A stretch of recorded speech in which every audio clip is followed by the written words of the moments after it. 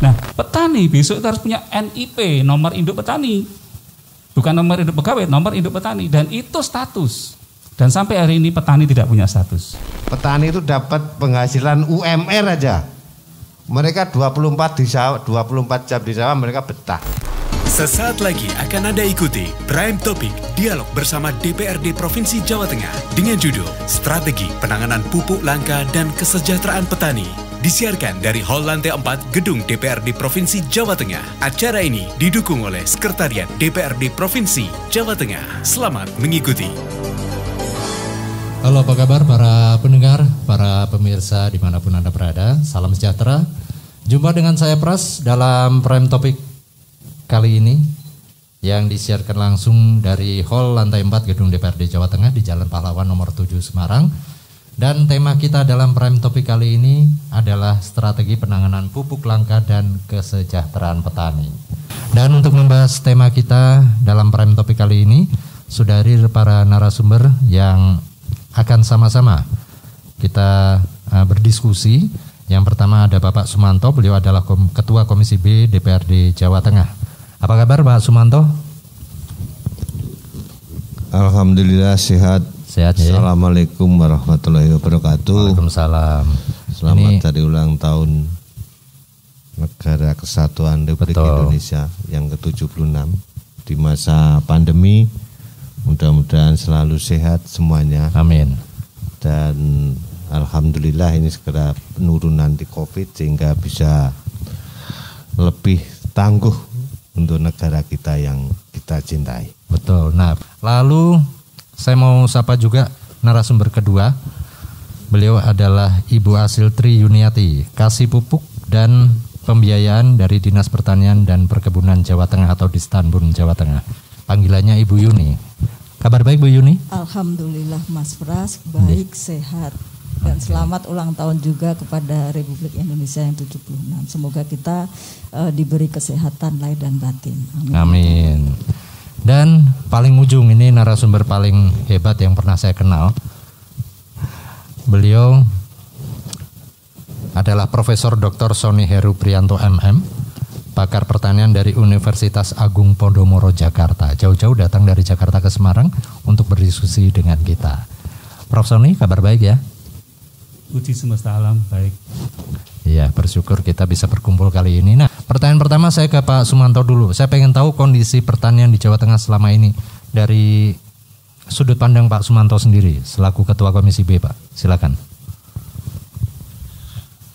Terima kasih Mas Pras. Jadi kalau bicara pertanian di Jawa Tengah maupun di Indonesia, ini yang di saat kita memperingati hari ulang tahun kemerdekaan kita. Ini yang belum pernah merdeka itu adalah petani. Karena apa? Dari sejarah budaya ini penanam ini kan budaya kita. Ya. Bercocok tanam untuk memenuhi kebutuhan sendiri. Dari zaman kerajaan lah. Petani yang paling utama, yang pertama diambil upetinya oleh para raja adalah petani. Ini kan rekoso ini Pak, ya dah. Jadi mereka diambil pajak, upeti. Kemudian di zaman penjajah juga begitu, bahwa petani ini yang menanam dulu ada namanya kultur stesel. Mereka diarahkan untuk menanam kemauan negara penjajah. Tanam paksa. Tanam paksa. Kemudian mereka yang membuat kerja paksa itu. Ya. Membuat jalan kalau di Jawa Dendels sampai Penarukan juga orang petani. Ya kan? Kemudian di zaman merdeka juga sampai sekarang pendapatan petani juga enggak pernah naik. Di saat mungkin butuh pupuk, ini pupuk organik, pupuk subsidi, pupuk urea ini non organik ya Bu ya namanya. Ini dulu tahun 70-an itu orang susah, tahun 50 sampai 70 itu namanya revolusi hijau dulu, sejarah pertanian begitu. Nanti bisa dianu Pak Profesor mungkin lebih tahu. Petani itu suruh pakai urea nggak mau mereka. Lama itu.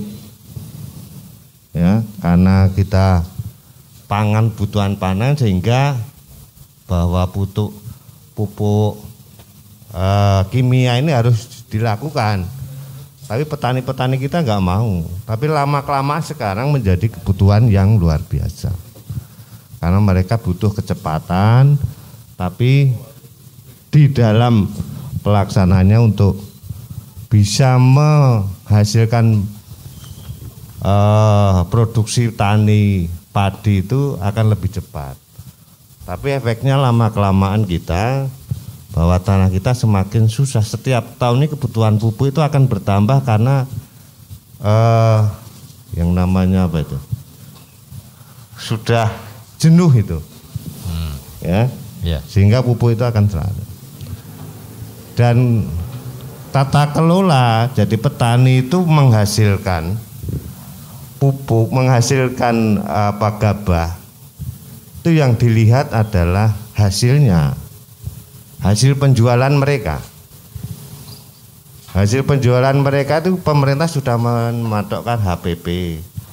Gabah sekarang 4.200 sampai 5.000. Ya, kita bandingkan sekarang bahwa petani-petani kita itu rata-rata mereka punya lahan sekitar 1,5 sampai 6 hektar.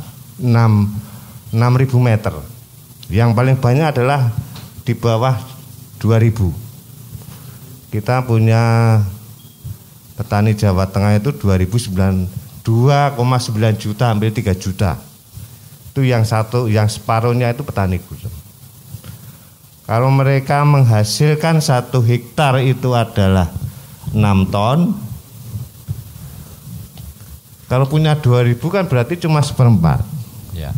Kalau di harga 3.400 pada waktu kemarin bulan Juli panen raya itu harga gabah di pasaran itu 3.400. Itu kalau 6 ton susutnya 18%, mereka 6 hektar itu dikali 6 ton dikali dikurangi 18%. Mereka yang punya 2.000 meter persegi itu punya, kalau di harga gabah 3.400 itu sebulannya adalah 340.000 penghasilan mereka. Mereka punya lahan sendiri, mereka punya modal sendiri. Itu data dari 2018 sampai 2021 seperti itu. Tidak kenaikan, padahal kalau kita bandingkan dengan UMR itu tiap tahun kan naik. Inflasi mungkin juga naik. Tapi petani kita seperti itu. Mereka, mengapa mereka bisa hidup? Karena mereka punya sampingan. Di samping menanam padi, mereka punya bebek, punya kambing, bisa mensekolahkan. Nah, ini yang menjadi permasalahan kita saat ini.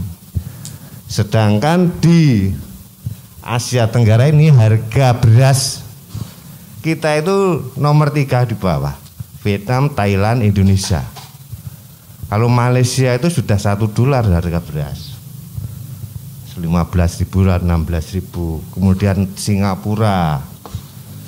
Kemudian Korea itu tertinggi $3. Jepang itu 1 kilo itu sampai 50.000. Jadi permasalahan kita itu bagaimana meningkatkan penghasilan petani.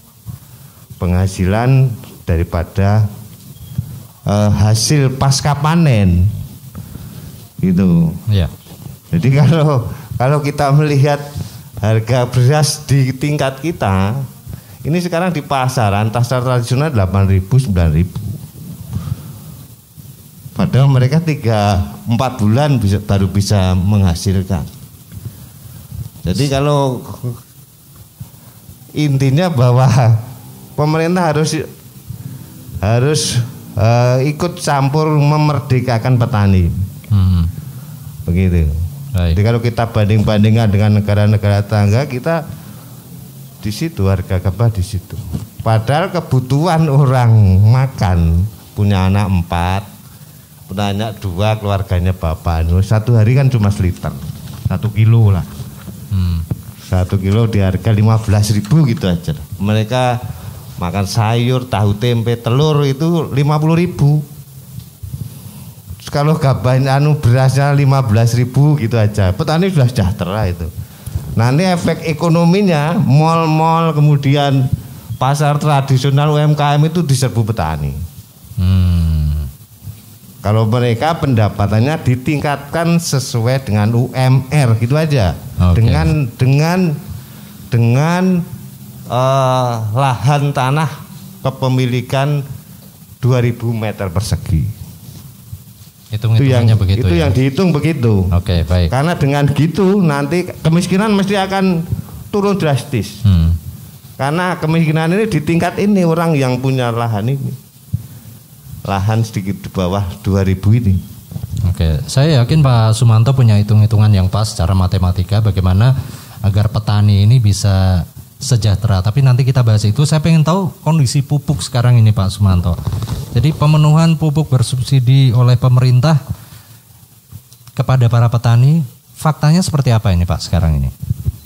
Yang namanya pupuk subsidi, kalau kata-kata subsidi mesti orang berpikir, kita kan tahu pernah minyak subsidi, kemudian minyak tanah, kemudian bahan bakar minyak subsidi. Permasalahannya banyak. Orang-orang yang main di dalamnya mesti banyak. Dulu waktu bahan bakar minyak bersubsidi, kemudian minyak tanah bersubsidi, itu kan orang ilegal bawa ke luar negeri, bawa ke dalam sini, masuk sini. Begitu juga dengan subsidi. Subsidi pupuk ini kalau data pemerintah sudah cukup gitu kan.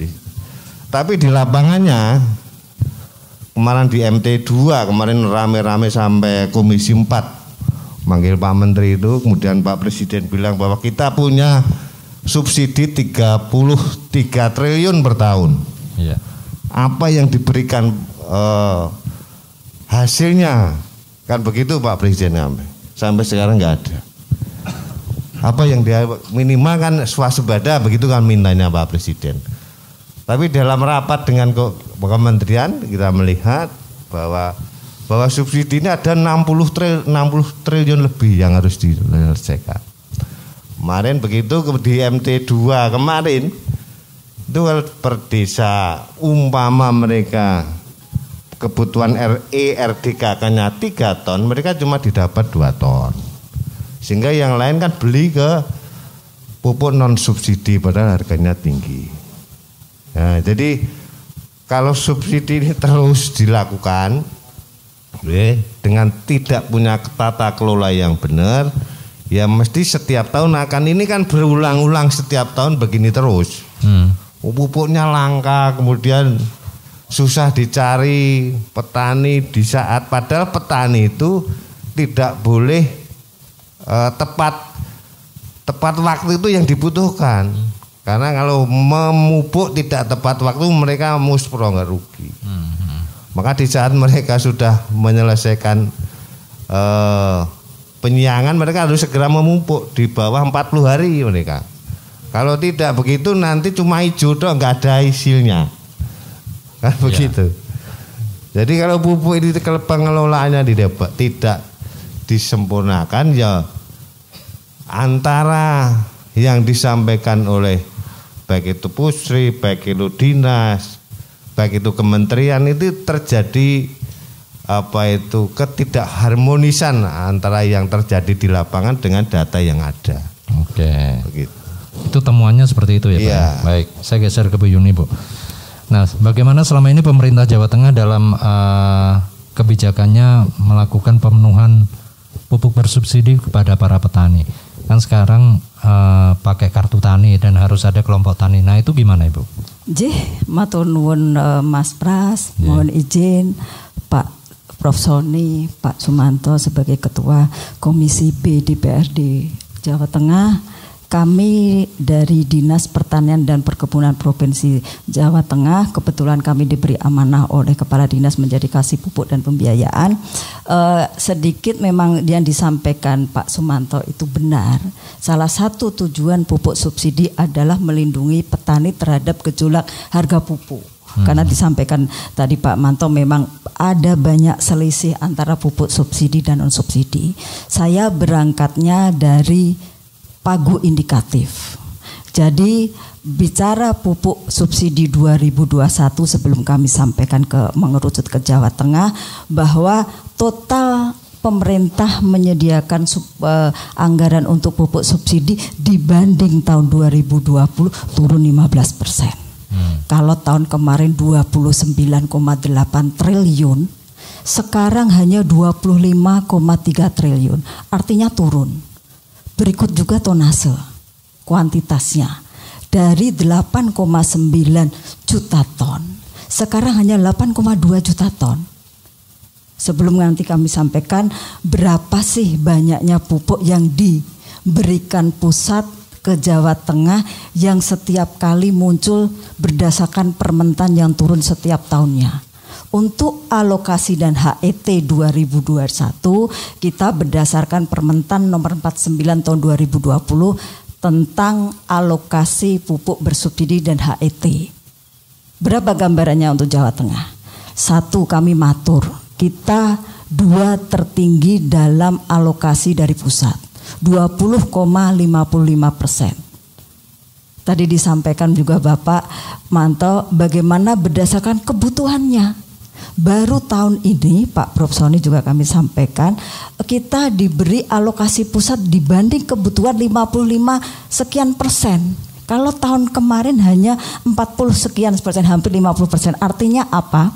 Kemampuan pemerintah pusat menyediakan pupuk ke Provinsi Jawa Tengah patut diacungi jempol karena lebih dari 55%. Kami belum bicara per jenis pupuk. Kami sampaikan namanya pupuk urea. Antara ERDKK atau kebutuhan terhadap kebutuhan tuh hampir 100%. Artinya apa? Tidak mungkin namanya urea kurang. 96,19%. Demikian juga pupuk SP36 set A memang tidak begitu mengindirakan ke NPK. Tadi saya diskusi dengan Prof. Sony, kenapa NPK kita hanya diberi 34% oleh pusat? Karena ada kebijakan dari pusat bahwa 79% lahan sawah di 23 provinsi termasuk Jawa Tengah kadar P-nya masih di antara sedang sampai tinggi. Begitu juga K. 83% luas lahan sawah. Ini berdasarkan penelitian Litbang tahun 2017. Nanti bisa ditanggapi Prof. Sony apakah masih layak dasar Litbang 2017 untuk menentukan alokasi NPK di masing-masing provinsi. Memang rendah. Yeah. Hanya 34%. Demikian juga pupuk organik. Hanya 32% dari kebutuhan. Jadi kami sampaikan, belum kami bicara penyaluran sampai dengan Juni. Sampai Juni tadi saya matur sama Pak Manto, apabila ada informasi pupuk langka, kami sampaikan berdasarkan realisasi penyaluran Juni 2021 dibanding data series 5 tahun, kita itu turun 20%.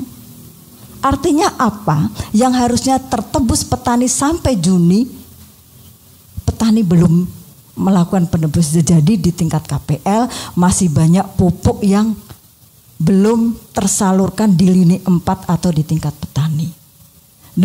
Demikian juga di gudang distributor. Nanti kami bicara masalah angka. Jadi kemarin kami minta pimpinan untuk menyampaikan materi strategi kebijakan penanganan pupuk langka. Kami baru saja minggu kemarin mengumpulkan PI, produsen dan kabupaten kota. Mau dikemanakan ini pupuk? Apa alasan teman-teman petani tidak tertebus? Kami mencoba menganalisa. Yang pertama yang tidak bisa dipermasalahkan adalah ERDKK. Ternyata ERDKK tahun 2020 dibanding 2021 malah turun. Sedangkan alokasi kita itu naik sekitar 2,25% dibanding tahun kemarin. Jadi tidak mungkin. Akhirnya kami diskusi dengan PI, apakah benar kebijakan kita pemerintah pusat 2021 sangat jauh berbeda. Pak Manto Pirso, Pak Prof. Soni Velo, sekarang namanya komoditas padi. Itu tidak boleh mengusulkan di EEDKK untuk pupuk ZA dan SP36. Ya. Hanya boleh urea dan NPK dan pupuk organik. Jadi meskipun data 5 tahun kami dibandingkan alokasi 2021 ZA dan SP36 lebih tinggi, tetapi untuk usulan kabupaten malah minta dikurangi 2 pupuk ini. Kemana komoditas lain tadi Pak Manto sempat menanyakan ke kami, tebu posisi di mana? Harusnya momen ini dimanfaatkan petani-petani non padi untuk pupuk ZA dan SP36. Kami baru menganalisa hal tersebut karena kita ketahui namanya tanam tebu itu baru bulan September ke atas. Pasti ZA SP36 belum tertebus, iya. Kemungkinan karena itu. Jadi sebenarnya mensikapi bagaimana kondisi pupuk saat ini kami sedang prihatin. Karena data statistik kami 20% dibanding rata-rata 5 tahun pupuk subsidi belum tertebus oleh petani. Jadi itu Mas Pras, gambarannya kami ingin memberikan fakta data. Masalah ini terjadi di tingkat petani. Kami punya posko juga pengaduan dilaksanakan secara berjenjang dan kami baru saja berkoordinasi dengan teman-teman yang terkait dalam pupuk subsidi minggu kemarin. Nah, jadi itu Mas Pras. Pertanyaan selanjutnya sebelum kita break ya Ibu ya, mungkin bisa dijawab lebih singkat.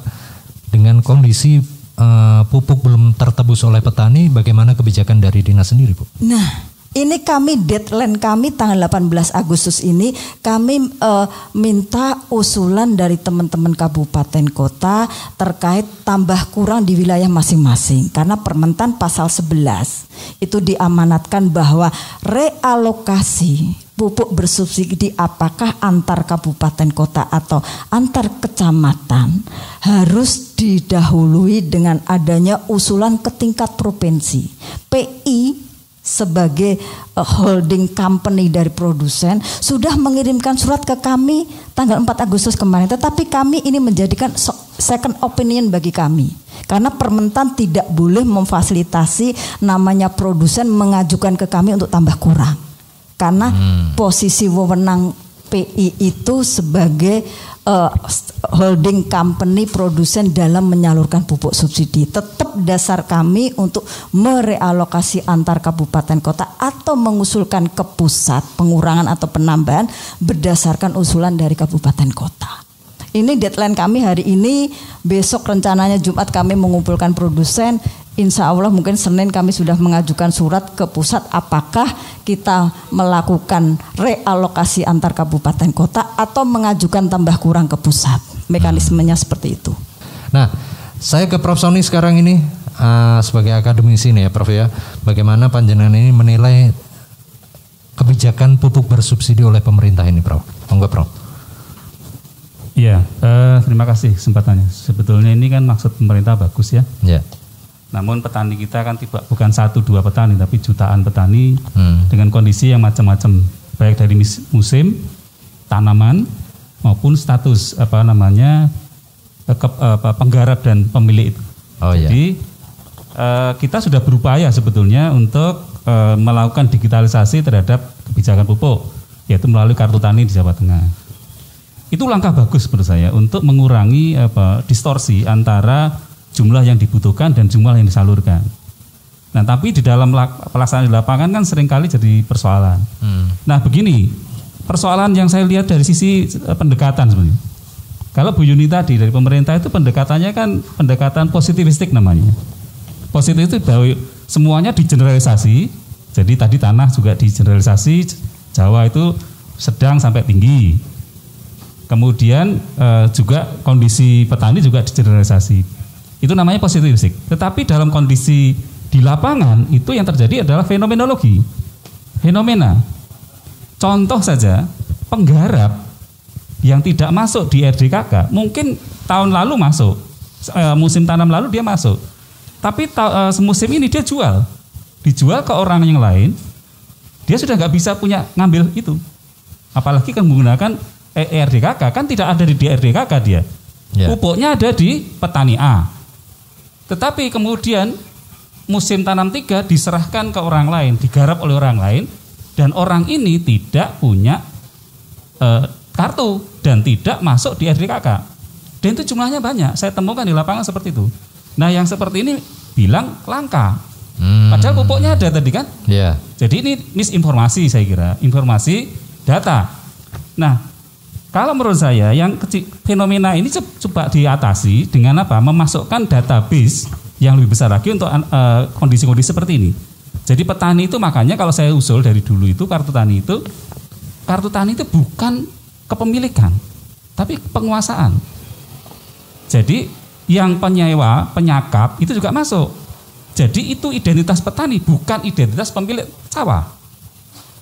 Nah ini yang pendekatan ini kalau dirubah, itu akan merubah banyak. Karena status petani, yang penting itu petani. Petani itu ada yang tidak punya lahan, ada yang nyewa, ada yang nyakap, ada yang pemilik. Ya tiga-tiganya menurut saya petani. Nah kalau saya seperti saya ini nggak bisa jadi petani. Karena saya punya NIDK, NIDN, nomor induk dosen kan punya. Nah petani besok itu harus punya NIP, nomor induk petani. Bukan nomor induk pegawai, nomor induk petani. Dan itu status. Dan sampai hari ini petani tidak punya status. Itu yang menyebabkan sebetulnya sampai hari ini selalu ada persoalan. Di pemerintah nggak ada pupuknya nggak masalah. Tapi petani saya langka karena yang langka itu nggak dapat akses. Gitu. Ya.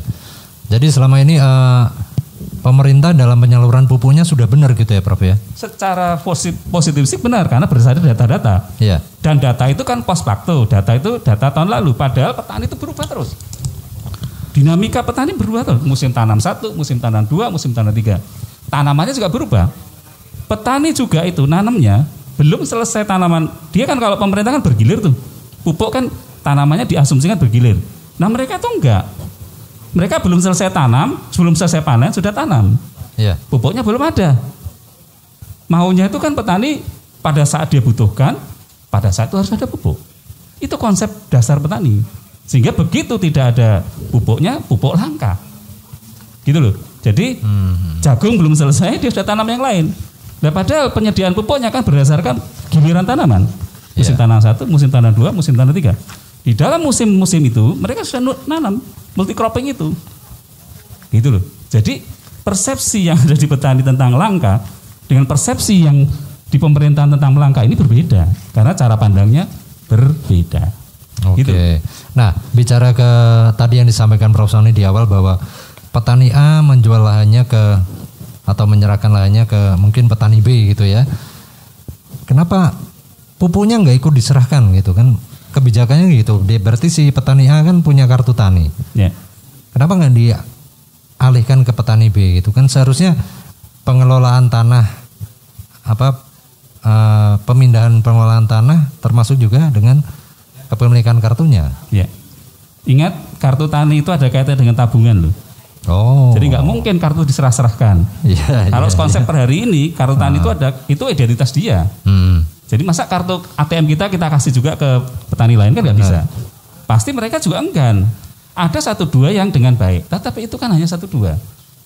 Tidak menjadi generalisasi. Ya, logika saya dulu gitu. Ternyata nggak bisa. Itu uang tabungan saya ada di situ kok. Kalau saya serahkan, makanya identitas saya masuk situ semua. Oke. Dan ternyata pemindahan lahan ini juga tidak terlaporkan kepada dinas gitu ya, Bu Yuni ya? Itu sangat cair, memang tidak. Memang tidak ya? dinas. Tapi pengetahuan saya dari lapangan, perpindahannya itu cair, Mas. Cair. Benar. Hari ini saya pengen nanam, nggak mau. Saya punya rencana ke Jakarta atau Boro kemana, ya udah diserahkan aja. Kue gelem rak. Bahkan itu hanya apa istilahnya nyuli itu loh. Iya, iya. Bukan hanya sekedar beli, hanya nyuli gantiin. Saya kurang 1 tanam nih, kamu mau nggak ngambilin? Ya ambil. Nah pada saat ini dia nggak punya kartu H itu. untuk petani gitu. Berarti memang kendalanya di data di ERDKK itu ya. Baik. Karena memang dari saya baca-baca di rapat dengar pendapat Komisi 4 DPR RI dengan Kementerian Pertanian, persoalannya adalah pada pendataan sebenarnya. Berarti harus ada update setiap berapa bulan gitu. Karena kalau kata Pak Sumanto kan setiap 4 bulan ini petani menanam. Berarti itu harus ada update setiap 4 bulan paling enggak seperti itu. Gimana Pak Sumanto tentang update di ERDKK ini?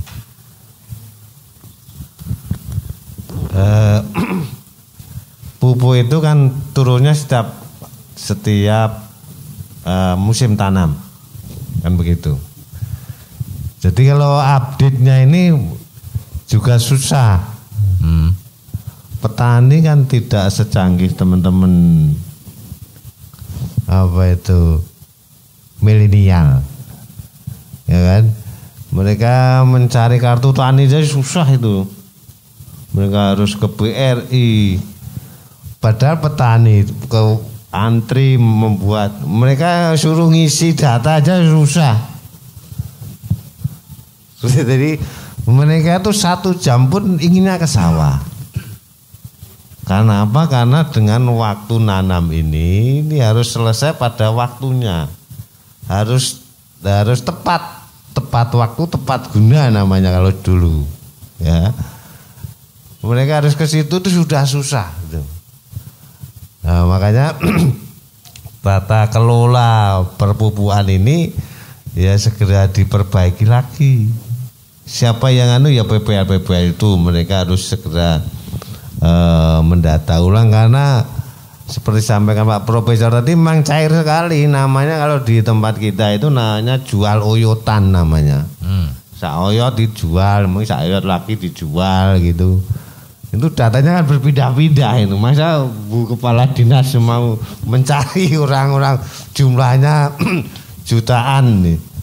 Petani kita 3 jutaan di Jawa Tengah. Iya. Itu petani padi.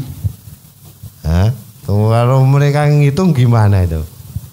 Kan jadi susah kita.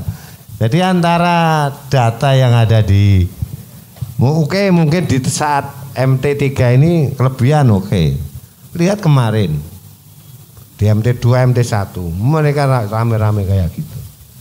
Karena di MT3 ini kan musim ketiga namanya. Air susah. Mereka kan beralih. Dan ini proses dari tahun-tahun kalau kita lihat grafik, pupuk ini kan terus menjadi perbincangan. Setelah dulu yang namanya di KUD dulu namanya. Yang menguasai pupuk dulu zaman Orde Baru itu KUD. Wah, mereka bebas-bebas itu. Mau beli setiap saat bisa. Sekarang kan sudah karena dulu mungkin kan subsidinya besar, jadi setiap saat mereka bisa ke KUD beli pupuk. Dan sekarang KUD kan gulung tikar semua, nggak ada yang jual pupuk. Sekarang di namanya apa Bu yang KPL itu. Dia kan masih kelingan ya, dulu di KUD tak. KUD semua, mereka sesenang-senangnya petani mau beli pupuk apa aja setiap saat ada. Kalau kadang-kadang kan diatur. Oke, Bu Kepala Dinas menyampaikan ini turah. Oke, kemarin aja MT2, MT1. Nah, besok dilihat-lihat. Ini berjalannya ini problemnya sama terus kok tiap tahun. Pak Presiden aja masih bingung ngasih marah-marah dengan subsidi 33 triliun. Apa yang dihadapkan dan begitu. Baik. Masih membicarakan tentang strategi penanganan pupuk langka dan juga kesejahteraan petani. Nah, saya giliran ke Bu Yuni lagi ya Bu ya. Tadi Pak Sumanto katakan dulu ada KUD. Para petani ini begitu mudah mendapatkan pupuk, jenis pupuk apa saja saat ingin mendapatkan ada di situ. Tapi sekarang susah karena dihitung berdasarkan jenis tanamnya juga masa tanamnya. Nah, kebijakan untuk itu gimana Bu? Termasuk juga dengan ERDKK tadi yang memang datanya belum bisa update. Ini kan punya PPL yang bisa mungkin disebar setiap 4 bulan atau setiap berapa bulan untuk mengecek update dari RDKK di setiap petani. Monggo Ibu. Matur nuwun Mas Pras. Sedikit saya menyampaikan mekanisme penyusunan RDKK. Kalau sekarang ERDKK. RDKK adalah usulan kebutuhan pupuk bersubsidi per musim tanam selama 1 tahun. Kapan itu penyusunannya? T-1. Artinya apa? Kebutuhan nanti 2022 ya disusun tahun 2021. Landasan hukumnya apa? Ada di Permentan 67 2016 tentang pemberdayaan kelembagaan petani. Kalau di Permentan tersebut sebenarnya sejak Februari sebelum adanya mekanisme ERDKK itu harus selesai sebenarnya bulan Juni. Dulu kami Dinas Pertanian, apakah itu tingkat provinsi maupun kabupaten kota, bertanggung jawab untuk merekapitulasi usulan pupuk secara manual yang diberikan secara berjenjang. Itu dulu. Tetapi dengan berkembangnya waktu, sekarang ada namanya ERDKK, yaitu ERDKK yang disusun secara elektronik. Itu tugasnya siapa?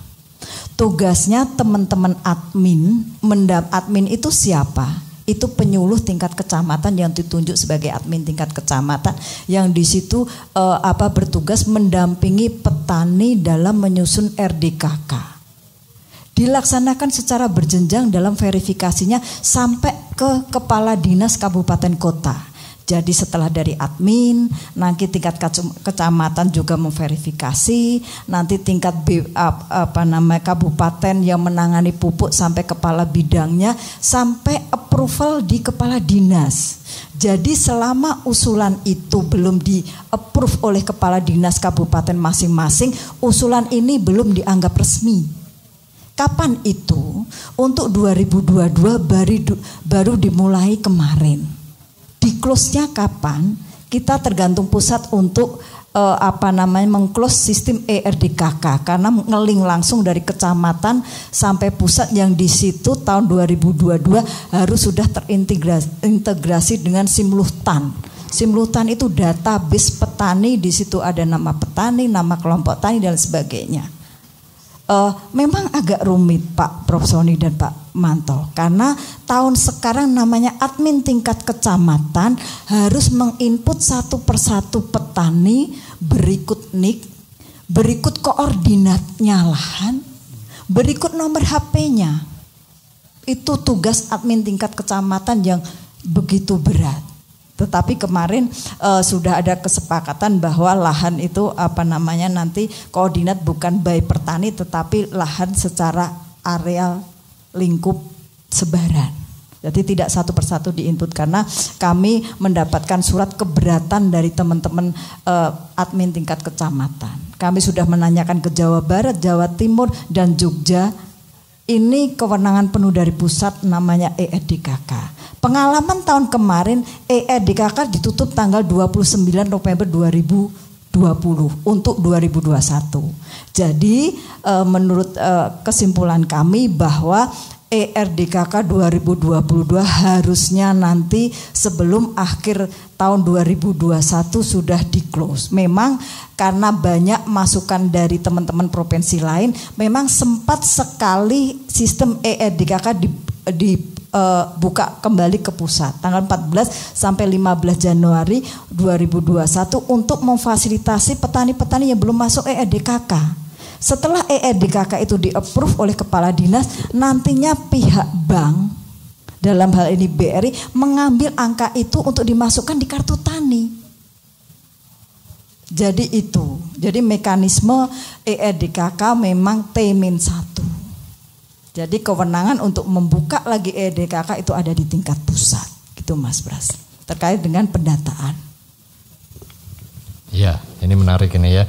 Tapi apa nggak butuh waktu lebih panjang jadi kalau kewenangannya ada di tingkat pusat, sementara di tingkat bawah sudah butuh sekali hari ini, sementara pusat baru akan buka mungkin minggu depan. Nah itu. Untuk penyaluran 2021 itu sebenarnya sudah tercantum di ERDKK 2020 yang disusun. Jadi saya menyambung apa yang disampaikan Prof Sony bahwa di pasal 3 Permentan 49 berbunyi, siapa yang berhak mendapat pupuk subsidi? 1. Bergabung di kelompok tani, jelas pasal 1. 2. menyusun ERDKK yang disusun tahun sebelumnya. Jadi nanti tadi disampaikan Prof. Sony, apakah petani yang tidak menyusun ERDKK bisa mendapatkan pupuk subsidi? Tidak bisa. Memang aturannya seperti itu, harus bergabung kelompok, harus menyusun ERDKK. Tetapi ada fenomena menarik di pelaksanaan kartu tani. Saya baru saja koordinasi dengan Pak Dhani terkait berapa sih realisasi penggunaan kartu tani di Jawa Tengah. Ternyata sampai sekarang per 30 Mei baru 47,sekian%.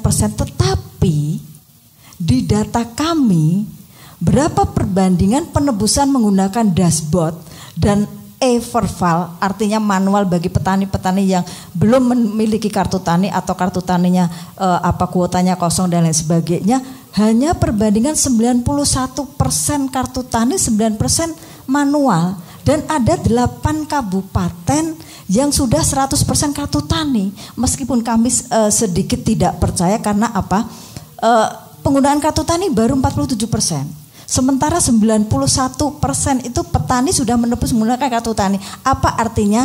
Seperti yang disampaikan Prof. Sony, ada petani-petani lain yang mungkin tidak memakai kartunya sendiri, pinjam petani lain.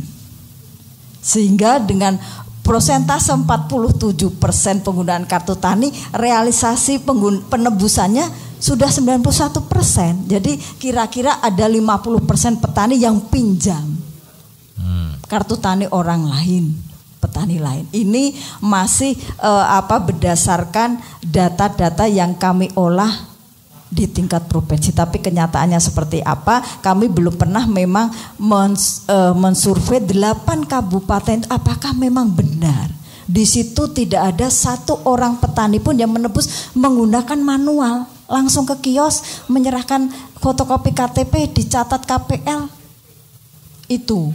Jadi ada 8 kabupaten yang penyalurannya pupuk bersubsidi sudah 100% kartu tani.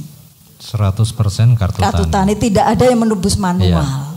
Begitu. Menebus manual masih bisa, Ibu? Masih bisa. Kebijakan pusat ada 5. Salah satunya berbunyi bahwa penebusan pupuk bersubsidi apabila infrastruktur di suatu wilayah belum siap, boleh menggunakan secara manual atau e-verval.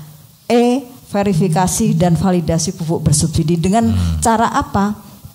Membawa fotokopi KTP di bak, diserahkan ke KPL, nanti KPL akan mencatat berapa pupuk yang dibeli di KPL dengan catatan bahwa petani tersebut harus tercantum di ERDKK printoutnya yang diserahkan di KPL. Jadi selama petani itu tidak termasuk di printout ERDKK yang tersedia di KPL, tidak bisa menebus.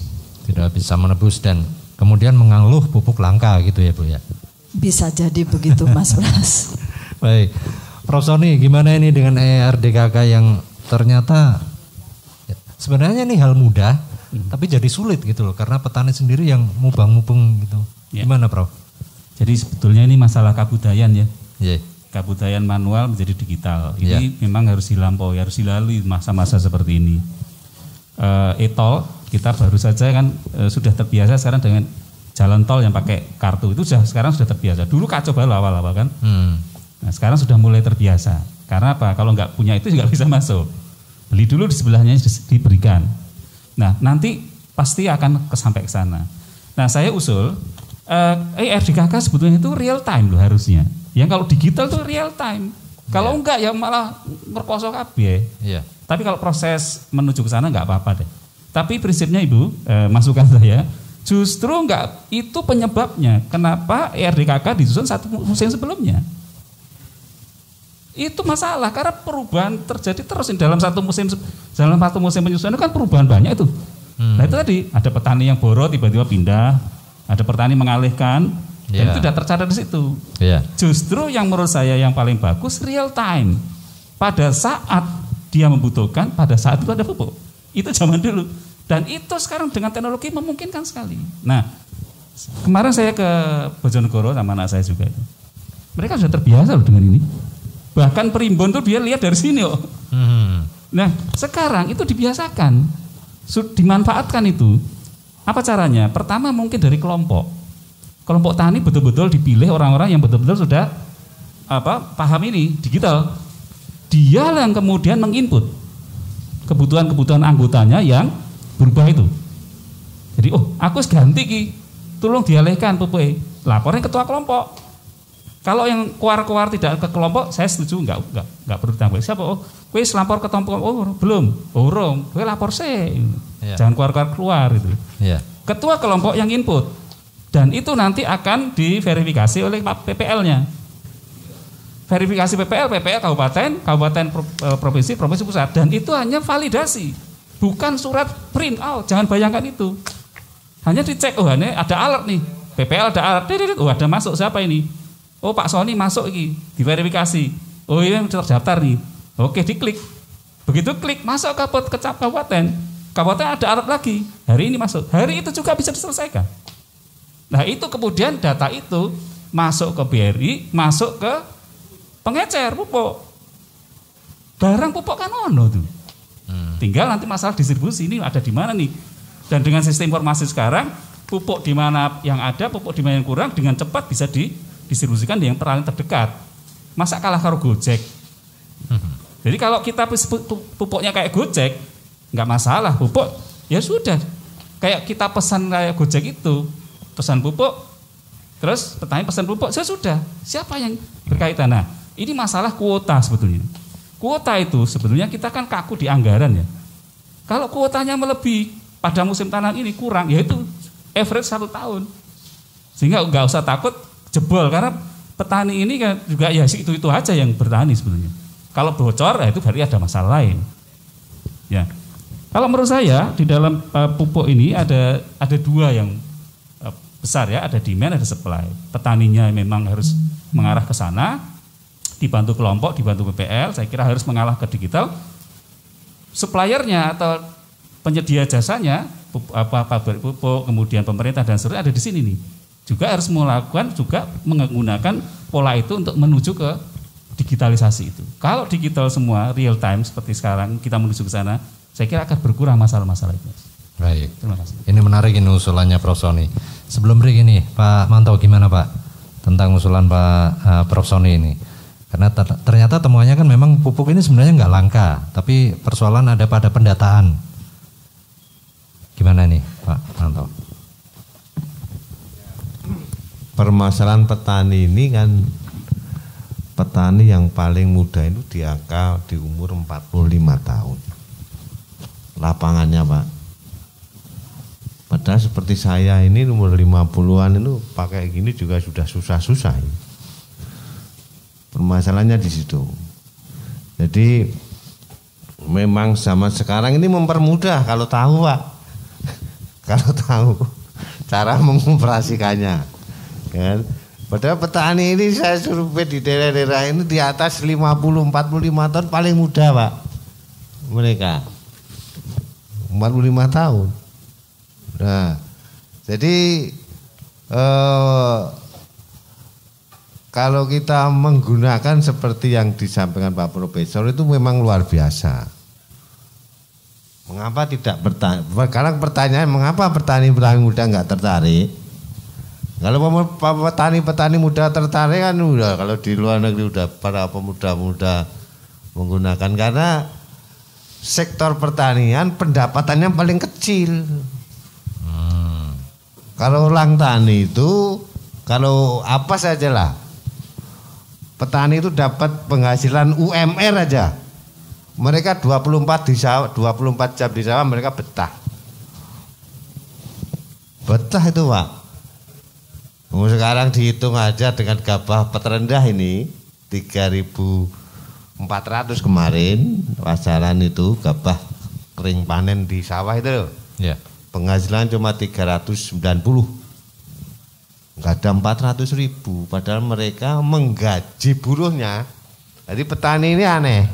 Mereka yang kecil Pak, pernah jadi bos, pernah jadi buruh. Jadi kalau mereka per hari itu buruh-buruh tani itu membayar tenaga itu 70.000, 80.000 per hari ya. Per hari.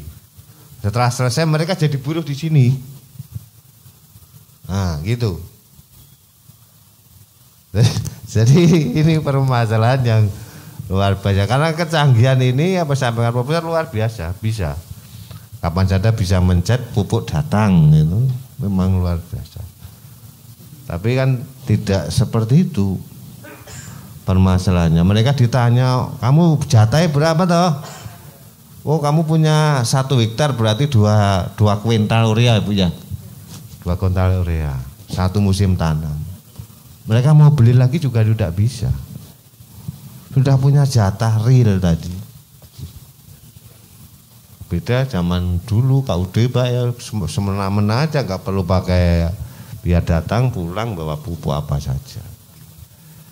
Seharusnya harus begitu. Oke. Ya. Ya. Mungkin Pak Sumanto punya gambaran ya kira-kira strategi apa yang bisa dilakukan agar petani ini kemudian selain mendapatkan pupuk dengan mudah, petani bisa lebih sejahtera. Tapi nanti akan dijelaskan oleh beliau dan nanti bisa ditanggapi Bu Yuni juga Prof. Sony. Kita akan break lagi. Tetap bersama kami di Prime Topic. Anda masih ikuti Prime Topic dengan judul Strategi Penanganan Pupuk Langka dan Kesejahteraan Petani. Disiarkan dari Hall Lantai 4 Gedung DPRD Provinsi Jawa Tengah.